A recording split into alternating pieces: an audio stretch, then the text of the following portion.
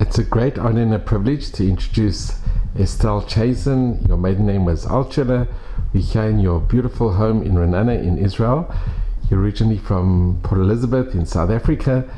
And Estelle, if you could just mention a little bit about your family upbringing and what made you become the most amazing author that you are. Thank you, Les, for that wonderful introduction. As Les said, my maiden name was Altula. This is my great-grandfather Ezra, and my father always told me that I was named. My name is Estelle, and Esther, and I was sort of named after him. Although it doesn't really tally with an Ayin Zayin Resh. But anyway, I was apparently sort of named for him. My great-grandfather was from Vainuta. Which is a shtetl in Lithuania, and my grandparents on my mother's side, my mom's side.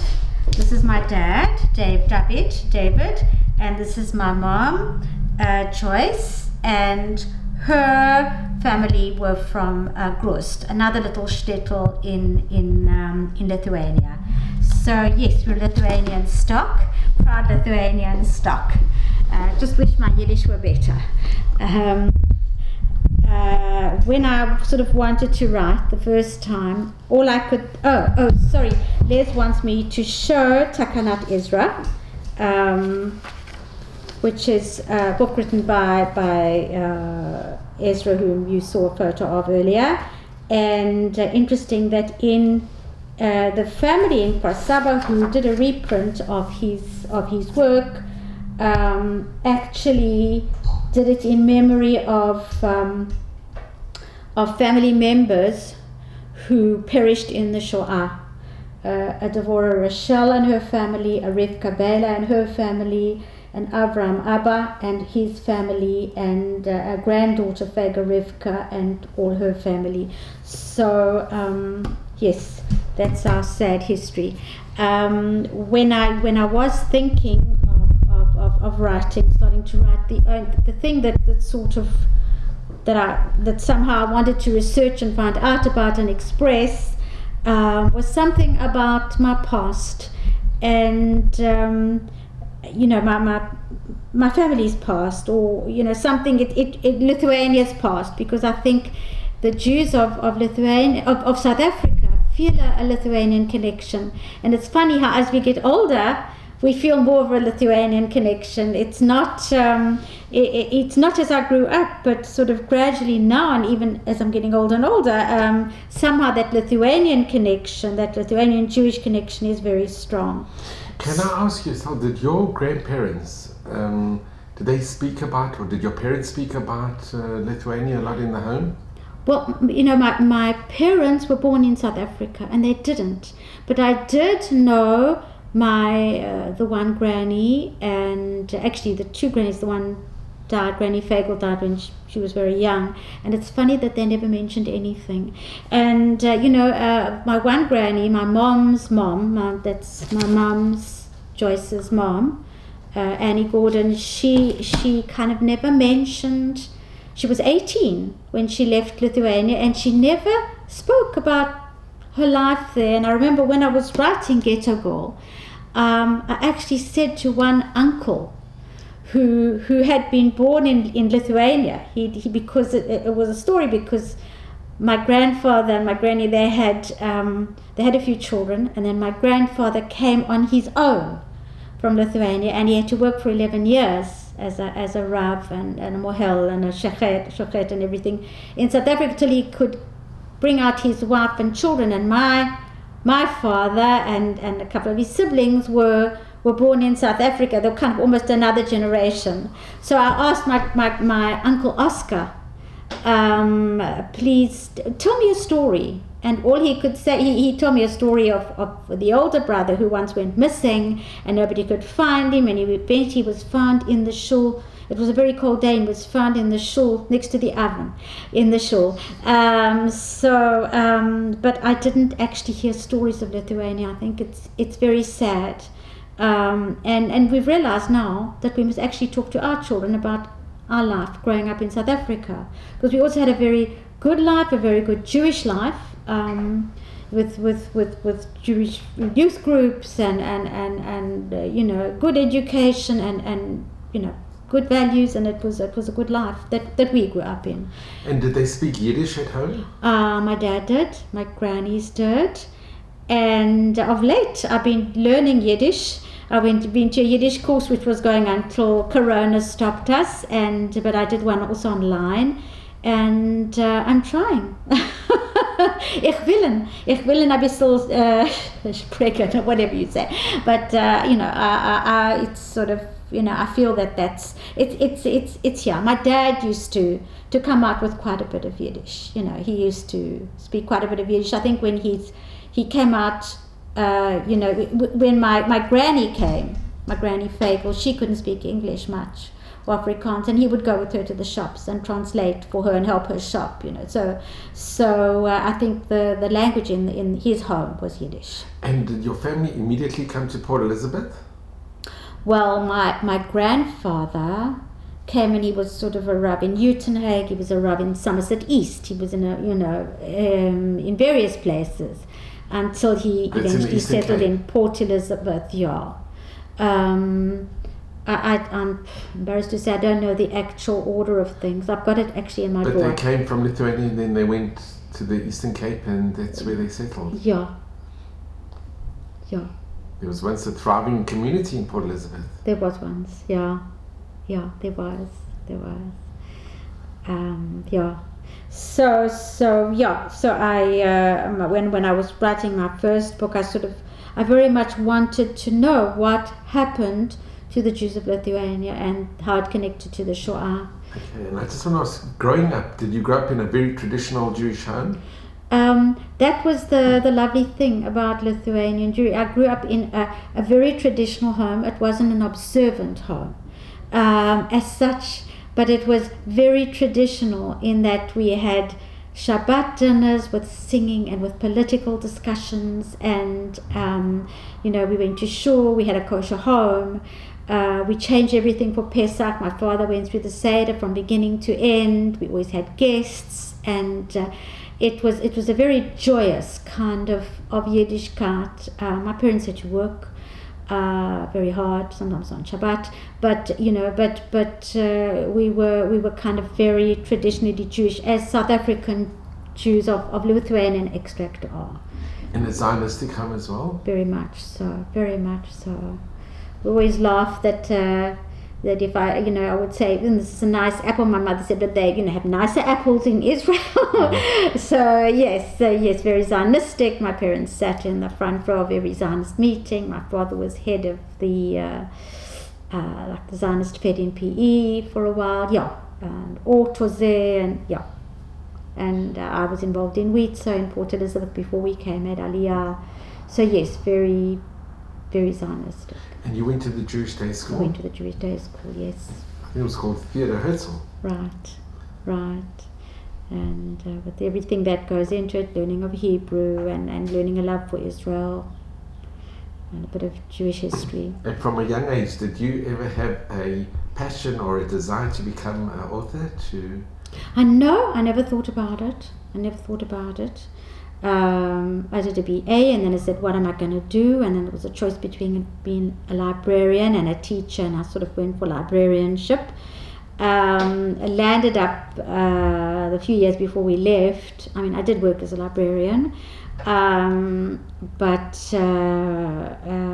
before we left the last few years, I actually worked as a teacher at the Theodor Herzl School, teaching Hebrew to Kita Aleph Bet and Gimel. Yes. So, but I'd never actually thought of writing. It was kind of much later, when the sort of high ages, and I was looking for something to do with my heart and my head, and I began to write. So what was the impetus for your very first book? I can't say. I wanted to try and write a book, and this is the thing, when people start writing late in life, you sort of think, my goodness, can I? And you just sort of try writing something, you pray and you hope that you can actually get a story down, And the way I write, because I don't just write plain fiction, I write historical fiction, there's an enormous amount of research that has to go in, and then you have to take out and you have to fit it with the story and with the time frame of the story, and it's all got to fit in. So but writing is a journey. With each book it's a journey, and it's a discipline, and it can be lonely at times, but it's also a wonderful passion, and I enjoy it. And can you tell us a little bit about what gave you the inspiration for your first book? The first book, I thought, what will I write about? And I thought, well, I know Lithuania, and I know of Lithuania, and I'd like to know what happened in the Shoah, and I'd like to put that across. And I sort of chose Kovno because that was the Kovno gubernia, the Kovno area was sort of the area where I believe my family came from. And so that's how it happened. Really, I can say I stumbled there. I stumbled into it. Once I was along the journey in Kovno, then I found it fascinating. But I can't say it was like a clear decision. It was sort of very much feeling my way along the path. And did you start reading a lot of literature on Kovno and very Lithuania? Very much so. And I remember even we visited Cape Town once. I went to research in the library there, and I found whatever I could. This was a long time ago. I can't even remember when I did the first, but things weren't so much on the internet, but I did find information on the internet, and I found information in books. I actually went to libraries and found information in books. And there were 2 survivors of the Kovno ghetto in Port Elizabeth, whom I interviewed also. Do you remember their names? Risa Silbert and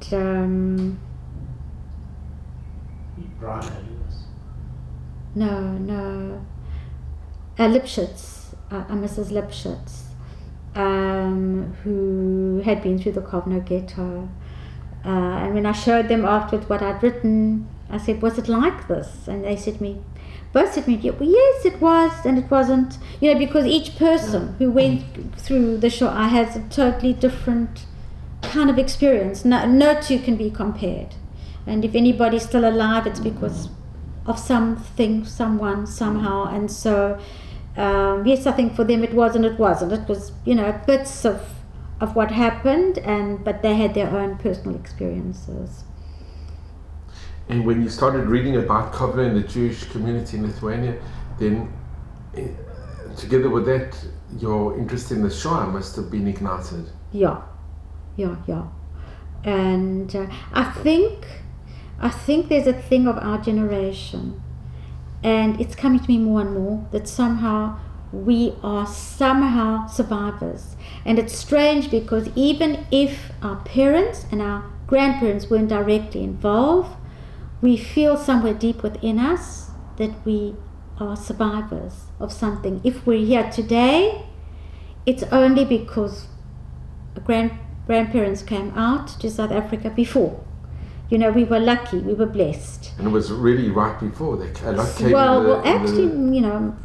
Earlier, like 1910, Your family 1920. They came out then? Yeah, much earlier, like a lot of the Lithuanian Jews. But we saw that lots of my family did not come out, and they were there and they suffered. So we have a sense. I don't know. I think all of us maybe have a sense that somehow we are survivors, and it's interesting because my husband Philip.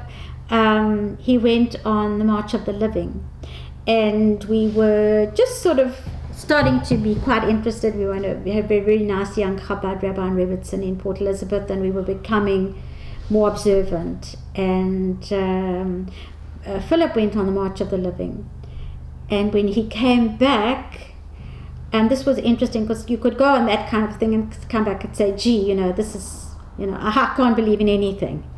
And but Philip came back and he said, we're the survivors kind of thing. If we don't carry this on, who's going to? And this was, I think, very much motivational in our family. The way we sort of became more observant. Like, if we don't, who's going to? And there's this sort of it's not directly survivors and can't be compared to children who grow up with parents as survivors, can't be compared, but there is something within us that makes us feel that we are somehow survivors of a Jewish tragedy. We're still in that era. And Estelle, can you just show us the book that you... Okay, this was first published many years ago, and it's been...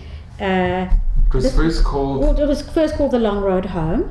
I don't think you'll find a copy today. And who published this was book? Published by Minerva Press in London.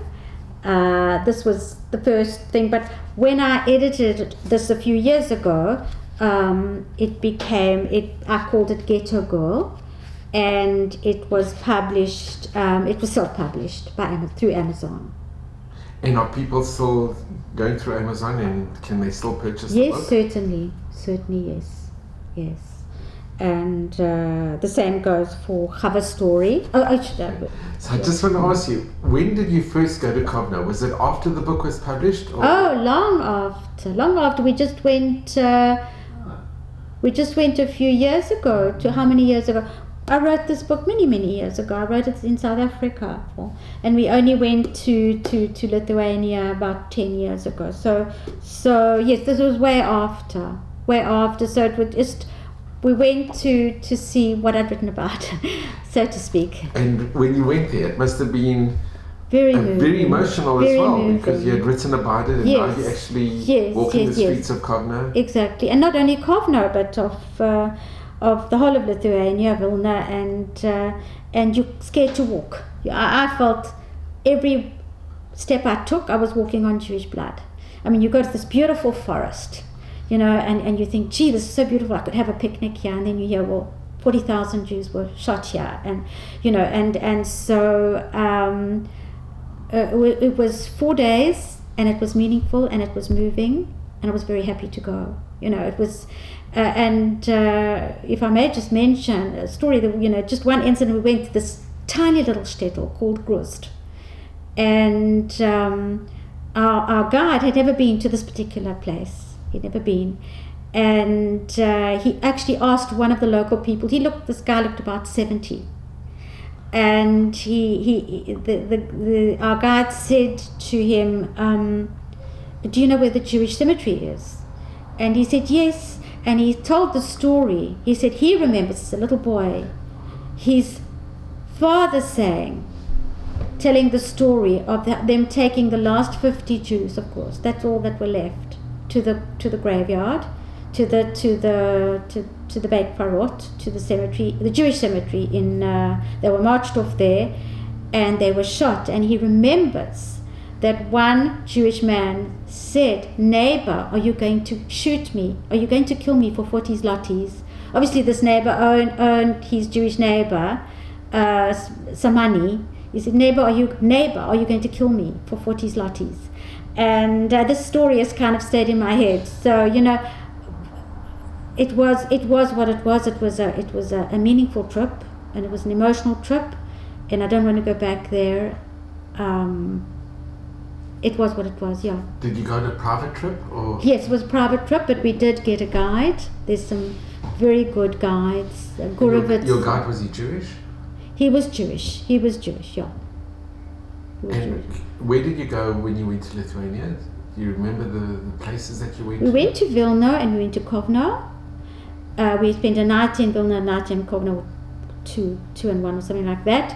And we went to everything there was to see in Vilna, everything there was to see in Kovno, and then we chose the shtetls that were important to us. And so our before we went, our guide planned the trip for us, so that we could have, so that we could see the places that we wanted to see. I mean, this thing of Grust, this last 50 Jews being shot, and there's a little sign there that says here, the last 50 Jews of Grust were killed, and it's quite amazing, because if you look up, like the Banuta, the Shoah record, Yad Vashem record, and it's as if an email went round to every single shtetl town in the whole of Lithuania and probably everywhere in Eastern Europe, and said, you do this, you do that, you round them up, you do this to the men, you do this to the woman, you make them do work at this, you drag the rabbi through the streets at the back of a horse, you know, whatever you do, and then you kind of shoot them or you send them, and it's as if, for me, it's like I couldn't understand it, because in those days there weren't really much phones and there weren't cars too much and whatever, and yet it was as if everybody was doing the same thing without being told. They were kind of doing and the local people, of course, even before the Einsatzgruppen got there, they were doing that. The local people took their neighbors and killed them or humiliated them or whatever it was before the Germans even got there. It's very sad, because Lithuania's percentage-wise, it's about 96% of the whole Jewish population were. And there weren't that many Germans in Lithuania at the time when the killing. No. So it was all done by the neighbors, by the locals. It was all the killing and the shooting. And interesting, I've been so involved lately of the Jews of Salonika, and 2% survived. 2% came back, and they were taken very early on to Auschwitz. Way before sort of anybody really understood what was going on, and that's a story in itself. I mean, And your family from Lithuania that didn't come to South Africa, did they go anywhere else, or did they remain in Lithuania? Well, there were, and then there were some that went. There were other family members who came to South Africa, and in Johannesburg, Reverend Olchley in Johannesburg, I think. And there were family who, there was a daughter, forget her name, but there was a daughter to Rabbi Ezra, and she was married to Mr. Skolnick, and the family lived in America, and I was in touch, and the son actually is called Ezra, but he's passed away now. He was a big doctor in America. And I actually spoke to him once on the phone. But yes, there's a Skolnick. Yeah, there were people who left. Sure. And when you went, did your children go with you, or? No, it's just something we did. And would you ever encourage your children and grandchildren to go? I think so. I'm not up to going like to Auschwitz or so, I'm not up to that. But Philip was. But I think just going back to where you came from is quite a good idea, because the Jews were there for centuries, many centuries, and Yiddish speaking, and I never get over the fact that they had their own political parties, which were part of the Lithuanian legislative body, and they were, because they were a big percentage of the population, so they had their own political parties and their own thing, and they came to South Africa and they recreated it with the revisionist and the Labour and the far left and the B'nai Akiva and Mizrahi, and so it's just very interesting how they came and they recreated that. So.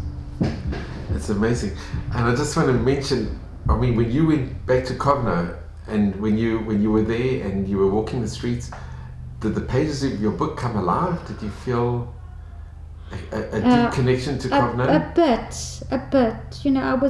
I was moved to go through the ghetto and to see that the Ort building was still there. Just a phenomenal thing to me is that however hard and terrible things were, they tried so hard to keep everything going. The Ort schools kept going for as long as they could. There was education of the children a lot of the time in secret, but they crept to the Rebbe, and learnt in secret, and everybody was kind of really doing their best, and that kind of spoke to me that you could see how for as long as possible they kept things going. And did you have the opportunity to go to the Ninth Fort? Yeah. So there you see the shivers of Rabbi Oshri. Yeah. There's this story. The history is very sad. What happened in the Ninth Fort? Terrible. So, having written such an amazing book, How did you go into your next book? Well, and then I said, well, now what do I want to express? And probably people that are watching this might be from a newer generation, but we're from the generation when Elie Wiesel, the silent Jews, the Jews of silence, or whatever they call. What was his book? The Jews of silence. Elie. That I was very moved by that whole experience of we from a time where we, when children had a bar mitzvah, you kept a seat empty for the child with the bar mitzvah boy who couldn't celebrate his bar mitzvah, and you had a seat at the table for the Russian Jews, and then there was perestroika, and there were even Russian Jews who landed up in Port Elizabeth, and we helped make breasts, and invited them to our Seder table. So there was so that's the next thing I wanted to write about, and so that Chava's story sort of covers that was sort of the initial one, but this is a newly edited one. That's the initial one published by Feldheim, which in itself is an amazing story. That is also an amazing story of survival, also because it takes place mostly in Odessa, and Odessa was bombed, and a lot of the Jews of Odessa ran to Uzbekistan, to the Asian part of to the Asian states of the USSR. And but then of course there was this terrible time under Stalin, and the terrible persecution of Jews, and the terrible history of what happened in the Ukraine, and also survival, and during the Shoah and after, because there was this terrible persecution of Jews by Stalin, and Michals was a wonderful person who worked in the theater. He was murdered. Right to the end, Stalin was doing things. Even when he got sick in the end, he said it was his Jewish doctors who had made him sick, and he was going to have them all executed. And the miracle of Purim. And the miracle of Purim, that he died on Purim. It was a miracle. So that sort of covers until perestroika, until the Jews got out. So it's sort of my books have historical fact and in the background, but they're fiction. They're works of fiction. How long did it take you to write each book? Years and years, because first of all the research took a long time, and because Baruch Hashem, my wife mother was working when I wrote these, and in between Keilu, so when I wrote. That's what I did as my pastime, my hobby. So and these two were written in Israel. The one is Ribbons for Their Hair, which is sort of a modern Israeli story with a background of Salonika, of Greece, of the Jews of Salonika, and where was that published? This was published by Geffen in, I'll just check, loses track of time, 2010. This was published by Geffen, and I've subsequently sort of also gone on to Amazon. If anyone wants to get it, all my books are available on Kindle and Estelle, the Ribbons for the Hair, that is a set work in Israel. Used as a set work book, an English set work book for Dovrei Anglit, for in a girls' school called Amitia, and it's for the Dovrei Anglit class. They use it as a set work, and it was so lovely to see what they have taken out of it, because the teacher sets assignments, and it's quite interesting to see the poetry and the different things that have come. Now, have they ever asked you to come and speak to the class or to? Yes, I actually did go and speak once. Yes, there are. Must have been also very lovely, very fulfilling, and very emotional. Very lovely, very lovely.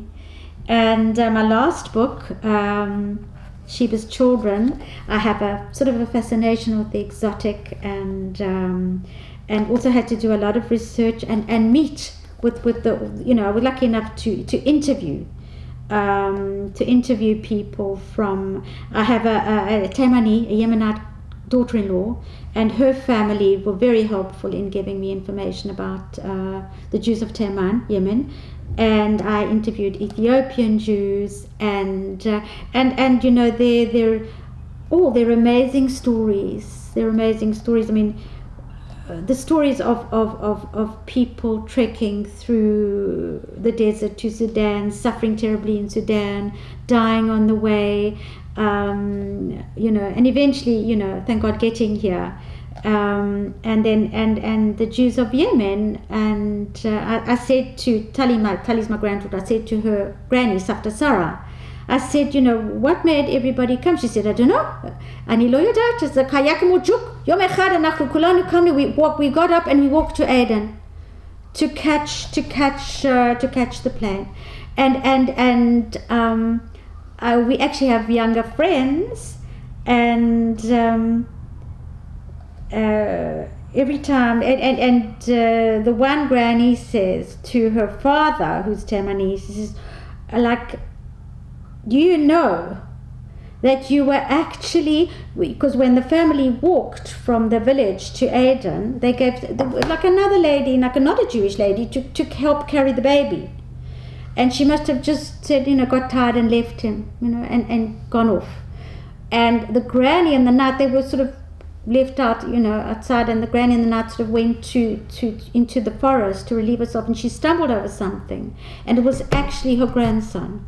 The baby, and it's only because she happened to go there and to stumble over him that they found this baby, you know, and he came along with the family.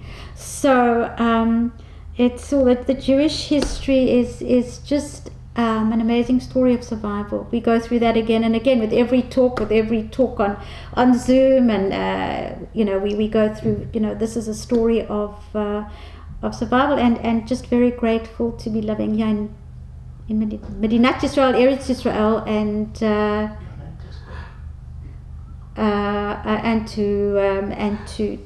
to be, it's a great privilege. Philip says I must mention my latest book, which is in the pipeline, which is with the editor, and it's a book, I think it's going to be called Sand Dollars on the Beach, and it's going to be about the Jews of Jerba, which is an island off Tunisia. I don't know if you know, there's about 1,000 Jews left there, 1,500 Jews, very traditional, and we've had a wonderful trip in Jerba of Tunisia, and so yes, some interesting stuff in the pipeline. So you mentioned your trip to Jerba. Did you go on a private trip when you went there? We were lucky enough. We have a neighbor, a French neighbor upstairs. He's from Paris. In the days when people traveled, he used to go a few days a week to Paris, and he said, because we were trying desperately to get on a trip to Jerba, you know, a guided tour, because, you know, Tunisia doesn't take. I mean, we don't have diplomatic relations with Tunisia. It's very hard to actually get in, Bichlal. So we went with a French tour, with a French group to Jerba. And the other part of that book is about the Jews of Livorno in Italy, and we had a wonderful few days in Italy with a wonderful, you know, met some wonderful people and Afka, the people who were so good to us over Shabbos were people who were from Bolivia, so all very interesting. And can you just tell us a little bit about your trip when you went to Salonika? Today it's called Thessalonica, but that was a very good trip. It was, I think, about a week or maybe 2 weeks. We managed to hire an apartment. By miracle, we found an apartment which the owner had just bought, and everything was new. The fridge was new, installed the thing over it, every single bit of knives, forks, kalim. So we could cook there, we could do everything, and we became part of that community for a couple of weeks. And it's just very sad because there's nothing much left. But we had a couple of amazing experiences. One was a wedding that we happened upon, a Jewish wedding which hasn't happened for centuries. The chief rabbi of Israel actually flew in for this wedding. And you were there at the time? We were there. It was the daughter of David Saltiel, married a French guy, I think, and there was this fantastic wedding was done in kind of carried out in like French and Greek and Hebrew and we just kind of went in and looked at the chuppah and because this David Saltiel is so well known, there were people from the government and came to be part of the wedding, and masses of bridesmaids and pages, and it was a very very very moving, because this was the first wedding, the first bayit. The chief rabbi of Israel actually said it's so fitting that the first time I come here to Saloniki is to build a bayit by Israel, which was not happening. Because the community were decimated. They were 2% left of an entire 60,000 Jews. And a lot of the Jews of Salonika worked in the port as stevedores, and they and the port was closed on Shabbat. Yes. And when they got to Auschwitz, the woman died very quickly of shock and of cold. It's very different weather, climate.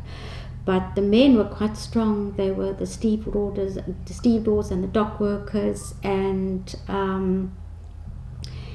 they and some were boxers, and they actually did better. And I don't know if you know the story, but they worked in the crematoria towards the end of the war. And when the Russian forces were coming, they heard that the Russian forces were approaching. They said they're gonna plan a revolt together with some of the Hungarian prisoners. And the leader of this revolt was a guy called Joseph Baru, who was an officer in the Greek army when the Italians first attacked, when they fought the Italians in Albania. He was a Jewish officer, and he kind of led this revolt. And at the end nobody really followed out his orders, but in the end the Jews locked themselves in the crematory of 4 and blew it up. They dynamited it. But it's very important to say this, that there was rebellion, there was revolt, there was an attempt to fight even within those terrible circumstances. And Estelle, can I just ask, when you were in Saloniki, you went to the shul? Yes. And apparently there was a new one, but we went to the one in town. And I think there is a newer one, I think possibly run by Chabad on the hill where more Jews live. In another part of, there's a newer one. But and there was the wedding was held in the old one, the one that was one shul that was left standing after the war. In the old shul. And there's a Jewish old age home. I don't know if you had a chance. Yes, and I looked at your wonderful video, very moving video with the Chabad coming to the Shoah survivors. Yes. Okay, so I just want to ask you, as an accomplished, not only accomplished, but as an incredible author, what advice do you have for aspiring authors, of the youngsters who want to follow your path and also want to document history and who want to express themselves through writing? Have you got any advice to give, to share? I don't know, but I think just follow your heart and have faith in yourself. Have faith in yourself that this is what you mean to do and that you can do it. Have faith in yourself and really research heavily and speak to whoever you can. There's a whole new history of modern Israel and what people have been through here, and it would be nice if it were somehow, I'm sure it is already expressed. I mean, people like Amos Oz and Shai Nun have expressed some of it, but there's a whole lot that still can be expressed, and everybody's experience, it's amazing, because somebody who grows up on a kibbutz in the Galil has a totally different experience from somebody who grows up in Beersheba, next to the hospital, and somebody, totally different, somebody who's a secular person in Tel Aviv as opposed to somebody who's a very frum person in Jerusalem. Everybody's story is different, and I think it would be nice to express that story, express your experiences. And it will be interesting not only to Jewish people outside Israel, but Jewish people in Israel. And I think also non-Jews who and of course, and people it will be very widely, inspiring, very inspirational to everybody. And so I just want to ask our last question, which, having done so much research and having, as a historian as well, I mean, what you've done, you've become a historian, and what have you learned, or what knowledge, or what advice can you give for the next generation, for your grandchildren, for the next generation, after having read and having written and having learned so much and experienced so much and having visited these most amazing places? What advice do you give to the next generation? I actually, I never thought of myself as a historian, but I know that I am really. And I think what has really come out of all my stories is the survival, the issue of survival, and the issue also of it being such a bracha, A blessing. Yeah, a blessing to actually be among the survivors, so to speak, because really survivors. And living here in Eretz Israel, it's a very, very big blessing, and for that I'm incredibly grateful. I'm very grateful to my husband and the children and grandchildren that give us great nachat.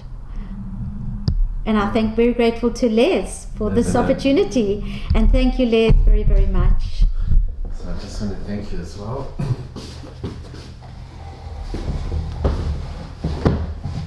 So Estelle, really, thank you so much. I'm so grateful. And it's been absolutely riveting hearing your stories and looking at the amazing books that you've authored and that you've done, and so inspiring. It really is. So I really want to thank you, and it's been a tremendous honor and a privilege to be here today. Thank you, and for me too. I feel very, very we just honored. look forward to your next books, and that Thank you should you so continue to in good health and mazal and bracha at Meves Shrim, and you should just continue with your passion, because you have a tremendous passion.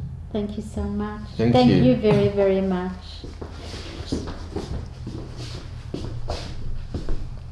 So really, Estelle, it's been really such a honor and a privilege to be with you today.